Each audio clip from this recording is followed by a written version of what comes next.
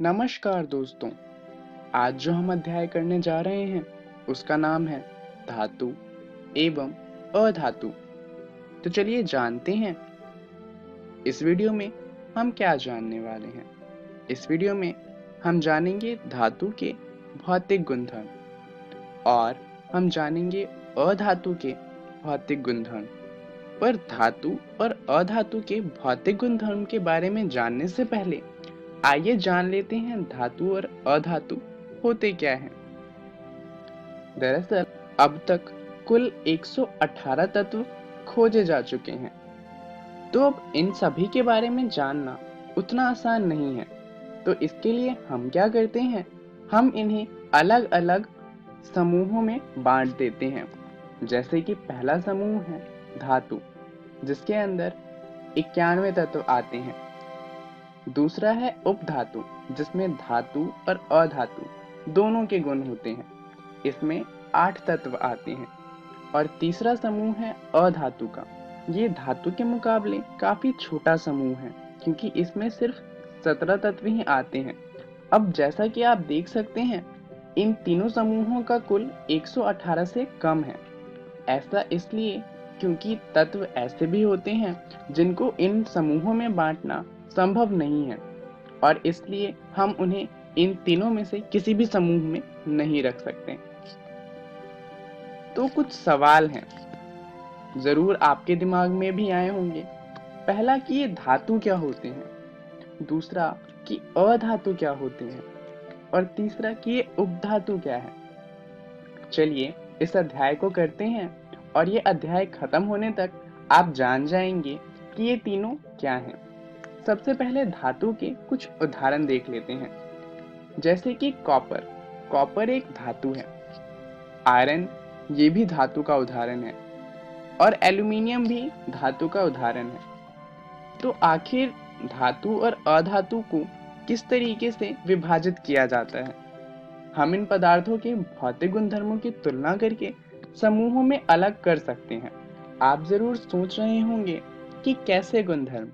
तो गुणधर्म जैसे कि उनकी अवस्था, क्या वो ठोस अवस्था में है, द्रव अवस्था में है, या फिर गैस अवस्था में है, या फिर वाहकता को ले सकते हैं, या फिर कठोरता। ऐसे गुणधर्मों की तुलना करके हम धातु और अधातु को समूहों में बांट सकते हैं।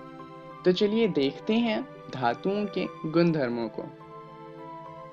धातु सामान्यतः कठोर होते हैं। प्रत्येक धातु की कठोरता अलग अलग होती है। जैसा कि आप जानते हैं, धातु ठोस अवस्था में मिलते हैं और कठोर होते हैं, जैसे कि लोहा।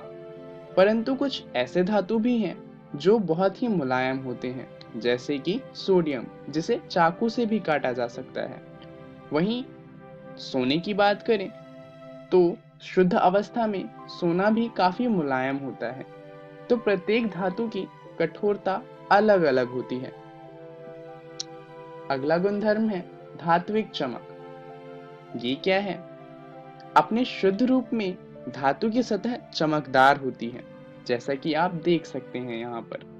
तो धातु के इस गुणधर्म को धात्विक चमक कहते हैं। अगला है आघातवर्ध्यता। धातुओं को पीटकर पतली चादर बनाया जा सकता है। इस गुणधर्म को आघातवर्ध्यता कहते हैं। जैसा कि आप यहाँ पर देख सकते हैं, सोने को बहुत ज्यादा पीटने पर वो सोने की एक पतली चादर में बदल जाता है। धातुओं के इसी गुण को आघातवर्ध्यता कहा जाता है। अगला गुणधर्म है तन्यता। तन्यता का मतलब होता है तार के रूप में खींचने की क्षमता। धातु को पतले तार के रूप में खींचा जा सकता है, और इसी को कहा जाता है तन्यता। जैसा कि आप यहाँ देख सकते हैं, एल्यूमिनियम की धातु है, जिसे अगर हम खींचेंगे तो वो पतले तार के रूप में बदल जाएगा। ये तन्यता है। चलिए एक रोचक तथ्य जानते हैं। क्या आप जानते हैं कि सोना सबसे अधिक तन्य एवं आघातवर्ध्य धातु है? अगर हम बात करें सोने की, तो 1 ग्राम सोने से लगभग 2 किलोमीटर लंबा तार बनाया जा सकता है। यही कारण है कि इसका हम उपयोग करते हैं आभूषण बनाने के लिए, क्योंकि पहला तो कि ये बहुत ज़्यादा तन्य है, तो इससे बहुत लंबे और पतले तार बनाए जा सकते हैं।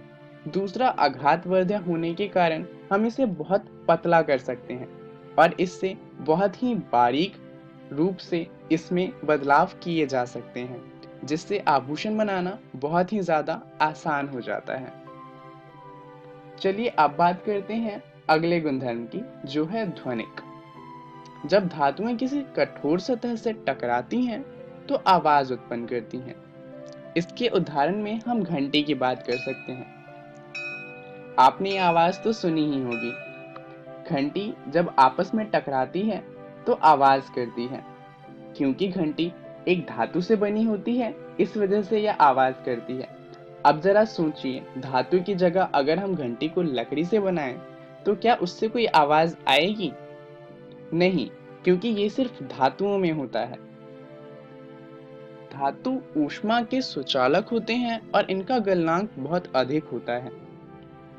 मान लीजिए, अगर आप किसी तार पर एक छोर पर उसे गर्म करते हैं और दूसरे छोर पर मोम रखते हैं, तो क्या होगा कि कुछ देर बाद जो मोम है वो पिघल जाएगा, क्योंकि जो धातु है वो ऊष्मा का सुचालक होता है और एक कोने से दूसरे कोने तक ऊष्मा को पहुंचा सकता है। गलनांक की बात करें तो इनका गलनांक बहुत अधिक होता है। उदाहरण के लिए लोहा लगभग 1538 डिग्री सेल्सियस पर पिघलता है, जो कि एक बहुत ज्यादा तापमान है। तो क्या धातुएं विद्युत की भी सुचालक होती हैं? चलिए पता लगाते हैं। जहां पर जांच के लिए धातु का टुकड़ा रखना है, अगर हम वहां पर धातु को रखेंगे तो हम पाएंगे कि जो बल्ब है वो जलना शुरू हो जाएगा। ऐसा इसलिए क्योंकि धातु विद्युत की सुचालक होती हैं। चलिए अब बात करते हैं अधातु की। इनके भी पहले कुछ उदाहरण देख लेते हैं। कार्बन एक अधातु है। सल्फर और आयोडीन भी अधातु के ही उदाहरण हैं। अधातु की सबसे पहले बात करें तो अधातु ठोस, द्रव या फिर गैस तीनों हो सकती हैं। उदाहरण के लिए सल्फर ठोस अवस्था में मिलता है, पर ब्रोमीन द्रव है और ऑक्सीजन गैस के रूप में मिलता है। अधातु के बाकी सभी गुण धातुओं से बिल्कुल विपरीत होते हैं। उदाहरण के लिए यहाँ पर हम दो अधातु ले रहे हैं, बेरियम और कार्बन। जैसा कि हमने जाना था, धातु ठोस होते हैं तो अधातु मुलायम होते हैं। धातुओं में चमक होती थी तो अधातु में कोई चमक नहीं होती। अधातु आघातवर्धक नहीं होते, इनमें तन्यता भी नहीं होती और ये ध्वनिक नहीं होते। इसके साथ ही अधातु विद्युत के कुचालक होते हैं।